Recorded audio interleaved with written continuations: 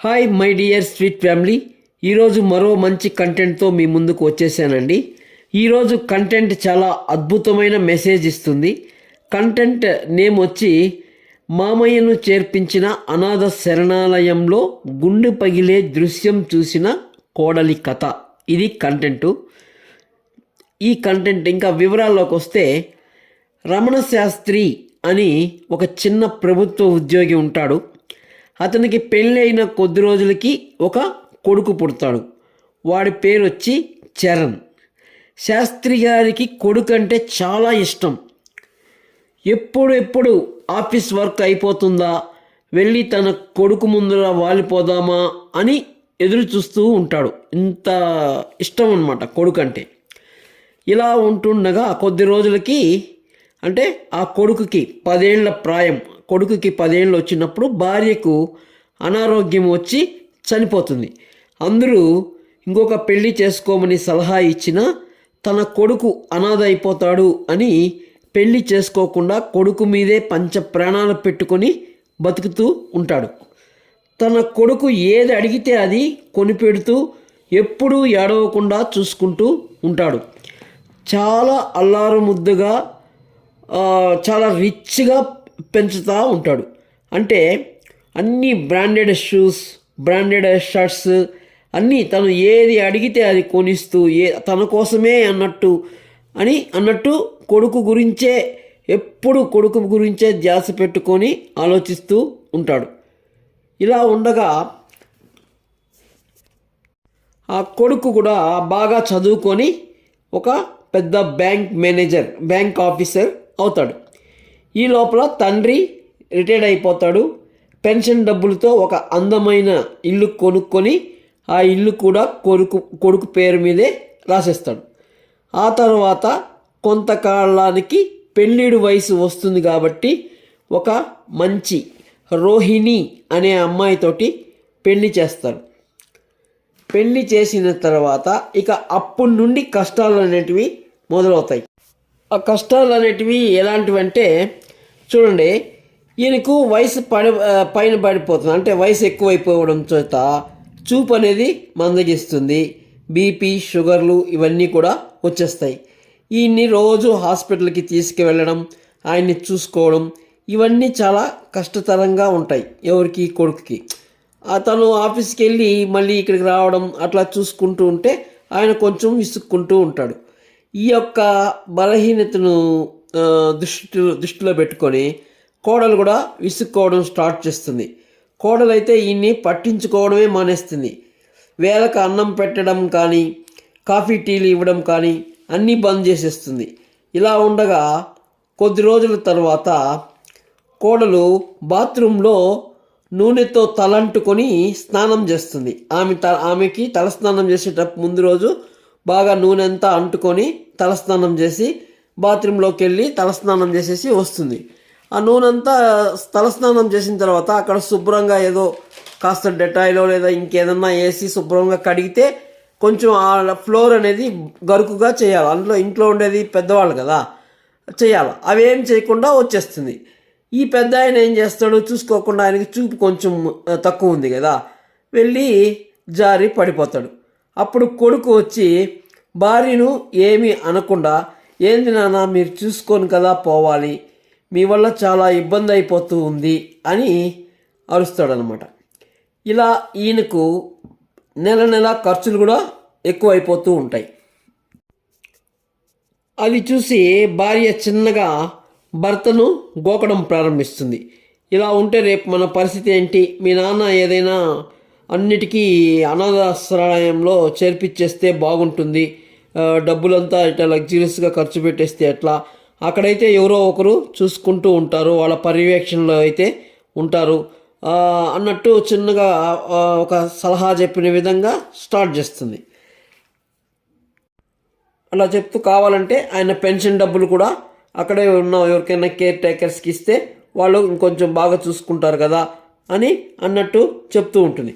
కానీ ఆ భర్త మాత్రం విన్నట్టుగా, చూసి చూడనట్టుగా మౌనంగా ఉంటాడు. అయితే కొద్ది రోజులకి ఈ విషయంలో డోస్ పెంచుతుంది. ఫస్ట్ సజెషన్ లాగా చెప్తుంది, ఇప్పుడు ఏం చెప్తుందంటే కమాండింగ్. నా వల్ల కావడం లేదు, నేను చూసుకోవాలంటే కష్టమైపోతా ఉంది, ఎవరు చేస్తారు, ఇంక వేరే ఇది లేదా, అలా ఇలా చెప్తూ చెప్తూ ఉంటే అది చిన్న చిన్నగా గొడవలాగా స్టార్ట్ చేస్తుంది. చివరికి వీళ్ళిద్దరికీ రోజు కీచులాట జరుగుతూ ఉంటుంది. ఈ విధంగా వీళ్ళు ఎప్పుడు కొట్టుకుంటూ ఉంటే ఒకరోజు ఆ గొడవంతా తన కారణంగానే వస్తుంది అనే విషయాన్ని తండ్రి కూడా తెలుసుకుంటాడు. తెలుసుకొని అది విని తనలో తానే రోధిస్తాడు. అప్పుడు చిన్నగా కోడలు ఏం చేస్తుందంటే ఈ లోపల గొడవ మామతో కూడా స్టార్ట్ చేస్తుంది. భర్త ఆఫీస్ నుండి ఇంటికి రావడం ఆలస్యం, ఇదే విషయం పైన గొడవ స్టార్ట్ చేస్తుంది. అంతా చూసిన కొడుకు విసుగు చెంది సరే వాళ్ళ నాన్నతో, నాన్న నీకు వయసు పైబడిపోయింది, నిన్ను ఎప్పుడూ ఒక మనిషి చూసుకొని ఉండాలి, నేను ఆఫీస్కి వెళ్ళిపోతాను, అందుకే నేను ఒక నిర్ణయానికి వచ్చాను. నా ఫ్రెండు రమేష్ అని ఒకడు ఉన్నాడు, వాడు అనాథ ఆశ్రమం నడుపుతున్నాడు, నిన్ను అక్కడ చేర్పిస్తే ఎవరో ఒకరు నిన్ను పర్యవేక్షిస్తూ ఉంటారు అని చెప్పేస్తాడు. నెల రోజులుగా కొడుకు కోడలు ఈ విషయంగా గొడవ పడడం చూసిన ఆ అభాగ్య తండ్రి సరే అని ఒప్పుకుంటాడు. తర్వాత తన రూమ్లోకి వెళ్ళి తన దౌర్భాగ్యాన్ని తలుచుకొని కుమిలి ఏడుస్తూ ఉంటాడు. ఇంతలో హాస్టల్లో చేరే రోజు రానే వచ్చేస్తుంది. కోడలు ఆ రోజు కానీ అంటే ఈయన్ని హాస్టల్లో చేర్పించే రోజు ఆయన యొక్క కోడలు ముఖం చూస్తే ఆ ముఖము 1000 క్యాండిల్ల బల్బులాగా వెలిగిపోతూ ఖుషీగా బయలుదేరి తిరుగుతూ ఉంటుంది. ఈ పెద్ద ఆయన ఏం చేస్తాడంటే చివరిసారిగా తన ఎంతో కష్టపడి కొనుక్కున్న ఇల్లును తన కొడుకును చూసి కొడుకుని మరీ దగ్గరికి లాక్కొని ముద్దు పెట్టుకొని కొడుకుని చూసి వదలలేక తన ఏటీఎం కార్డు కూడా తీసి కొడుకు చేతిలో పెడతాడు.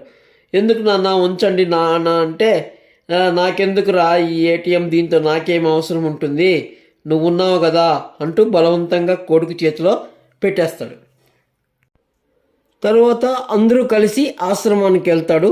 అక్కడ కొడుకు తండ్రికి అడ్మిషన్ ఫామ్ రాసేసి చేర్పించేసి తన తండ్రిని అక్కడ చేర్పించేసి, నాన్న ఏదైనా అవసరం ఉంటే కాల్ చేయండి నాన్న అని చెప్పేసి వెళ్ళిపోతాడు.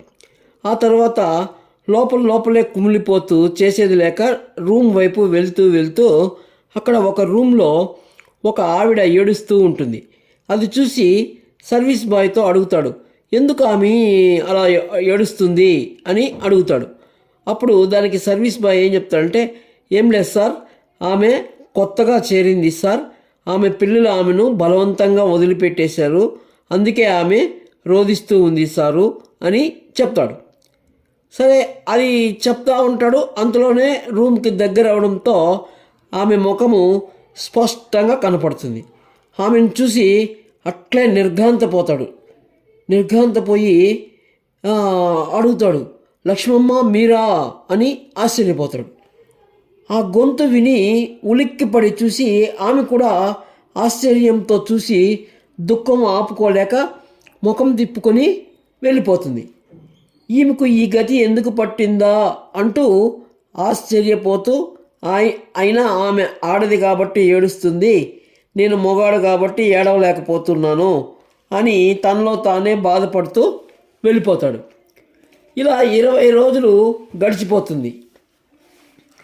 గడిచిపోయిన తర్వాత ఈయన్ని చూడడానికి కొడుకు కోడలు వస్తారు. 20 రోజులు అయిపోయింది కదా, నాన్న ఎలా ఉన్నారో ఒకసారి చూసి వద్దామని వస్తారు.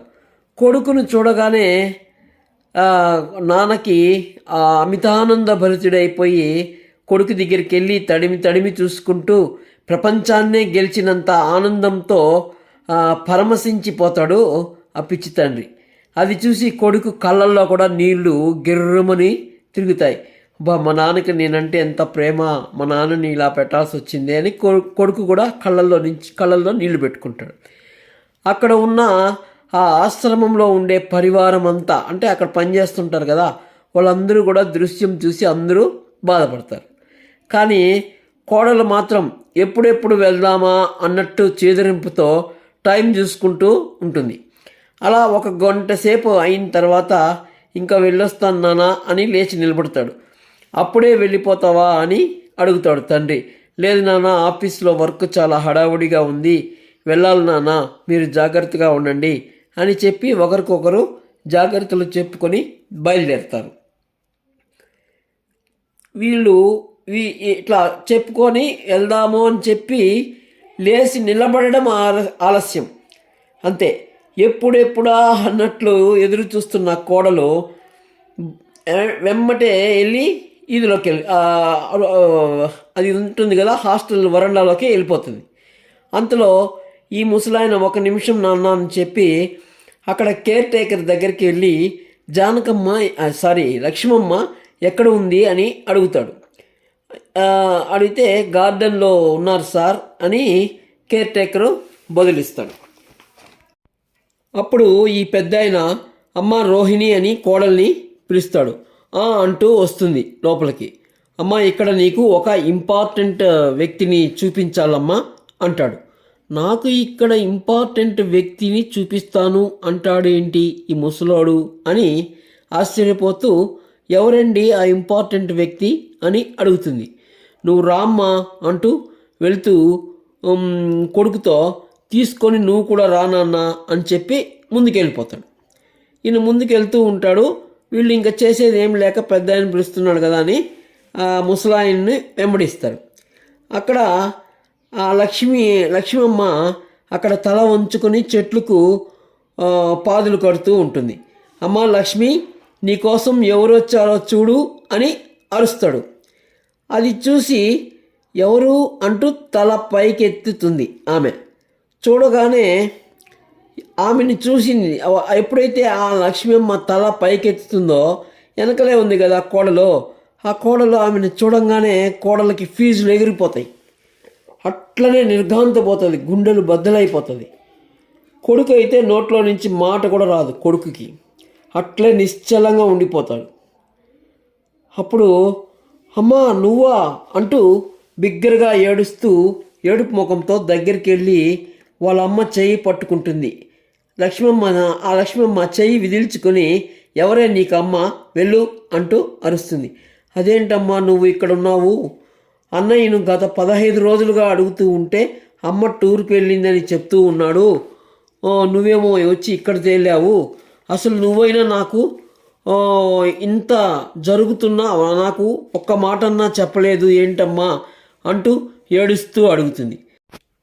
దానికి ఆ ముసలావిడికి కూడా ఏడుస్తూ, ఏం చెప్పాలే నీకు? పెళ్ళాం మాయలో పడి ఆ ఎదవ నన్ను ఇక్కడ నెట్టాడని చెప్పాలా? లేదా నేను ఈ హాస్టల్లోకి వచ్చే ముందు నువ్వు నీ మామను ఈ హాస్టల్లో నెట్టావు, అది చూసి నీకు నీ అన్నకు ఏమీ తేడా కనిపించలేదు, అందుకే నీకు ఫోన్ చేయలేదు అంటూ తల కొట్టుకుంటూ ఏడుస్తూ ఉంటుంది. అప్పుడు కోడలు పశ్చాత్తాపపడి వాళ్ళమ్మ కాళ్ళు మీద పడి నన్ను క్షమించమ్మా అని రోధిస్తుంది. అప్పుడు నిన్ను క్షమించవలసింది నేను కాదు మీ మామగారు అంటుంది. అప్పుడు వాళ్ళ మామ కాళ్ళ మీద పడి నన్ను క్షమించండి మామయ్య అంటుంది. ఆ తర్వాత ఏం జరుగుతుందో మీరే కామెంట్ పెట్టాలి. కామెంట్ ఏదైనా పర్వాలేదు, నాకు మాత్రం దయచేసి ఒక్క లైక్ ఇవ్వండి. మీరు ఖచ్చితంగా లైక్ ఇస్తారని ఆశిస్తూ రేపు మరో మంచి కంటెంట్తో మీ ముందుకు వస్తాను. అంతవరకు సెలవు, శుభం.